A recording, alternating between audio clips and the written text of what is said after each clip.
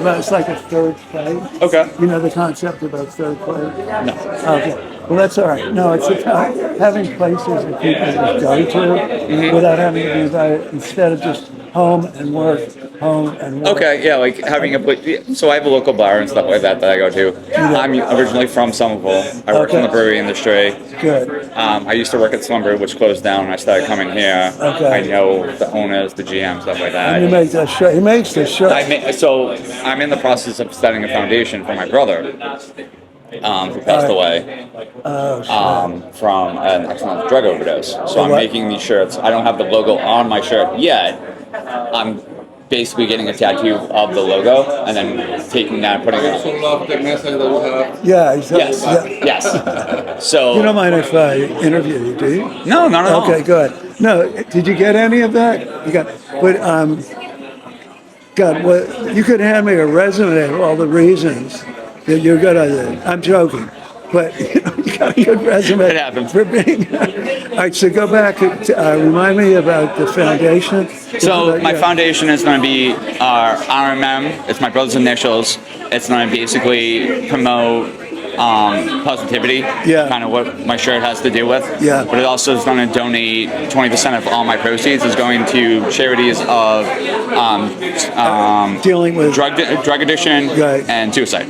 So mental health. Yeah. So basically, 20% of all my proceeds are going to go out, and I'm looking into the charities. It's new. I've only started about 2 months ago. Yeah.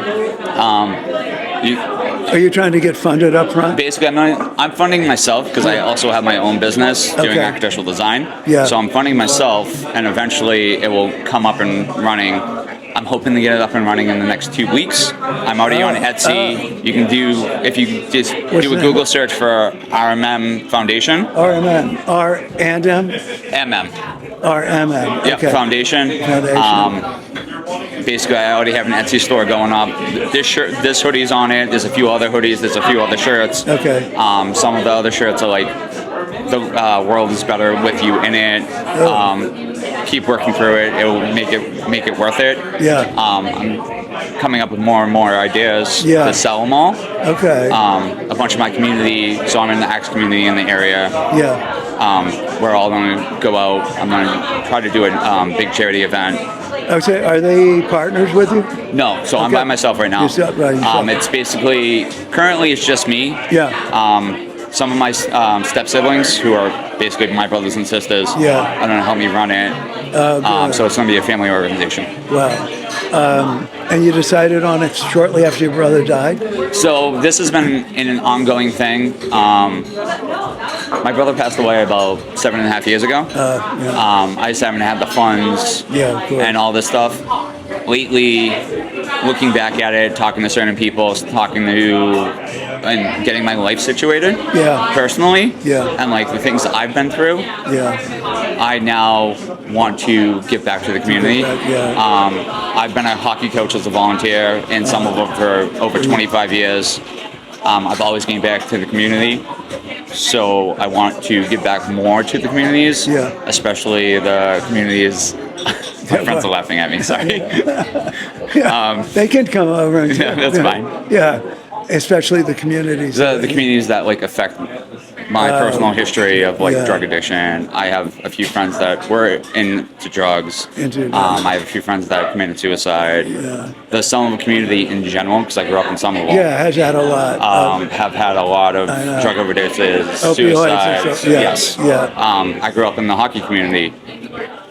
There's a lot of people I played with that passed away from drug overdoses or like suicide and stuff like that. So it's just something that's very close to my heart that I want to get back to. Well, like Somerville, I know, I didn't grow up here, and I've only lived closest to Cambridge. Okay. But I spent some time there. But Somerville strikes me as a real community in general. So why wouldn't that help prevent some of that dysfunction? So what happens, I hate using this term, but like new school and old school Somerville is just, old school, I know. Old school Somerville, we were all family knit and everything like that. Like there's people I know since I was 6 that I will go out and meet up with and have a drink with. And they will do anything. Like if I needed something, I can call them. Right. The new Somerville is all about themselves for the most part. They want to be more community oriented, but if you think there's generational issues, and I want to bridge those generational issues. Excellent. So talk about that a little more, because I'm totally into that idea. Talk about how a third type of place could be really good at that. Oh, any place that you go to after work and that has nothing to do with home or work. Exactly. I have a few bars I'm regulars at, so I love going to those places. I have 2 places I go to. Okay. I'm friends with anyone from the age of 22 to 74. Right. I walk in, they'll buy me a beer. Oh, you having a bad day? Let me buy you a beer. Right. And it makes you feel so much better, but it also bonds you in that community. Right. And you don't have to arrange in advance. No. You go up and see who's there. Yeah. And if they're not there, okay, cool. I'll go like next week. Yeah. And then so this is going to get a little more personal. My dad got diagnosed with dementia. Okay. And at what age? He's going to turn 70 at the end of this month. But me and him now share a local bar. And I'll go in and he stopped drinking, which is great. Yeah. But people are like, oh, how's your dad doing? I walk in, no matter who's there, I get asked how my father's doing 2, 3, 4 times. Even if he's not with you. And he's not with me. Yeah. And it's great because they care about me, they care about my father, and they're like, oh, if you ever need anything, you need money, you need help, you need support, they're there for that. So it's just that having that community and knowing I'm not doing it by myself. Well, let me ask you this. Let me just go one step down. Okay. Can we drill down? Yeah. But if there has been, and I believe you, that sense of community that's pretty accessible, why hadn't that helped this overflow, or not, what do you call it? People are afraid to talk about it. Also, people are afraid to, in my generation, people are afraid to talk to one another about real things. Yeah. And I've been through a lot, and all my friends know I've been through a lot. Right. I'm very open of what I've been through. Me too. Which helps them understand who I am as a person. So if I'm off, there's something going on. Yeah. And sometimes I need space, but sometimes it's like, hey guys, I'm off. This is what I need. I need support.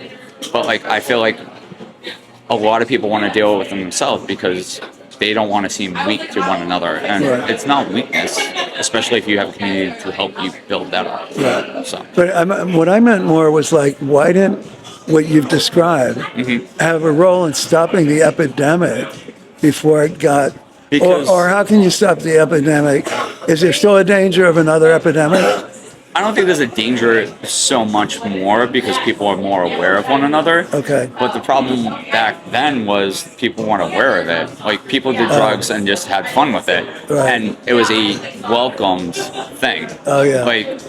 I know a bunch of my friends were welcomed into the hockey community and be like, oh, cool, take this. Yeah. And they wanted to feel welcome, so they took it. They didn't know what they were taking, and then it becomes an addiction, and it snowballs out of control. Or they can't get the right help, or they're not getting help fast enough, or they want to not be a burden on other people, so they take the drug to not be a burden on other people.